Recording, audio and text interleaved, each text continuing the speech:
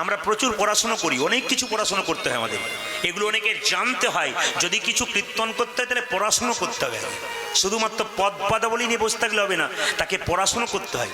পদ পদাবলী তো কীর্তনের দরকার, নইলে কিন্তু মানাই না। কিন্তু আপনাকে শাস্ত্রের কথা কিছু জানতে হবে। পয়লা বৈশাখের কথা বললাম মা, শুভ নববর্ষ।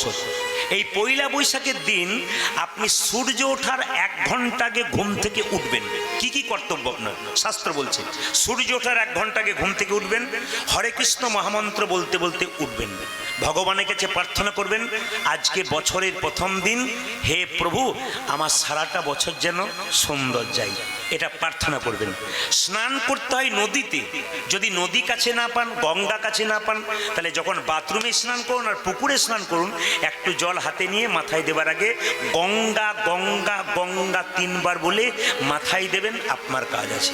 স্নান করে কি করবেন? নতুন কাপড় পরতে হয় পয়লা বৈশাখের দিনে।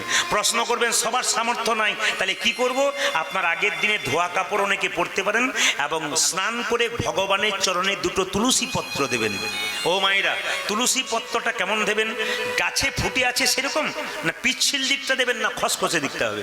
শাস্ত্র বলছে ভগবানের চরণে পিচ্ছিল দিকটা, প্লেন দিকটা, তুলসী পাতা যেটা প্লেন না, ওই প্লেন দিকটা দেবেন। কেন বলুন তো? গোবিন্দের চরণে যেন আঘাত না পায়। একটু চন্দন দেবেন। আপনি ভগবানকে ধূপ দেখাবেন 7 বার। গোটা শরীরে কবার ধূপ দেখাতে হয় জোরে বলুন? 7 বার। এগুলো জানতে হয়। আপনি কাজ করবেন অথচ নিজেই জানেন না, লোককে বোঝাবেন কি? আপনি কীর্তন করছেন, আমি কীর্তন করছি, আপনার নাতি যদি আপনাকে বলে যে ভগবানকে কবার ধূপ দেখাতে হয়, বলে আমার জানা নাই, নাতি আপনাকে কি বলবে? আপনি কি করছেন? তাহলে আপনাকে সব জানতে হবে। এইদিকে তাকান, ভগবানের গোটা শরীরে কবার ধূপ দেখাতে হয় মা? শাস্ত্র বলল 7 বার। প্রদীপ জ্বালাতে হয়, দীপ, দীপ দেখাতে কবার? চরণে 3 বার, এই চরণে 4 বার। ভালো করে শুনবেন, চরণটাতে 4 বার দীপ দেখাবেন ভগবানের, নাভিটাতে 2 বার দেখাবেন, আর মুখমণ্ডলে 3 বার দেখাবেন, আর গোটা শরীরে 7 বার দেখাবেন। কি বললাম? চরণে কবার দেখাবেন? 4 বার। নাভিতে কবার দেখাবেন মা? 2 বার। আর মুখে কবার দেখাবেন? 3 বার। গোটা শরীরে কবার দেখাবেন? 7 বার। এই দিন কিন্তু একটু পরমান্ন তৈরি করে ভগবানের চরণে দিয়ে, একটা তুলসী পত্র দিয়ে ওই প্রসাদটা তৈরি করার পর, কোনো বৈষ্ণবকে পেলে, কোনো ব্রাহ্মণকে পেলে সেবা দেওয়ার পর আপনি কি করবেন?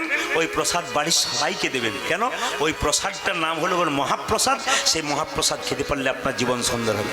এই দিকে তাকাবেন, পয়লা বৈশাখ শুধু নয়, বৈশাখের প্রত্যেকটা দিন কেউ যদি সূর্য ওঠার আগে স্নান করতে পারে, 30টা দিন স্নান করে দেখবেন আপনার শরীরের কি উন্নতি হয়, আপনার মনের কি উন্নতি হয়, আপনার বাড়ির কি পরিবেশের পরিবর্তন হয়ে যায়। এগুলো আমরা করি না, জানি না, জানবো তবে তো করবো। এগুলো জানবেন, আপনাদের জীবন দেখবেন সুন্দর হয়ে যাবে। শুধু তাই নয় মায়েরা, পয়লা বৈশাখের দিনে আপনাকে মাথায় রাখতে হবে, সেদিন শুভ কাজ করবেন, শুভ চিন্তা করবেন, কারোর সঙ্গে ঝগড়া করবেন না, বিবাদ করবেন না, মনের মধ্যে কুমনোবৃত্তি আনবেন না। দেখবেন আপনার মন সুন্দর হয়ে যাবে এবং ভগবানের চরণে অর্পণ হয়ে যাবে। না দোপি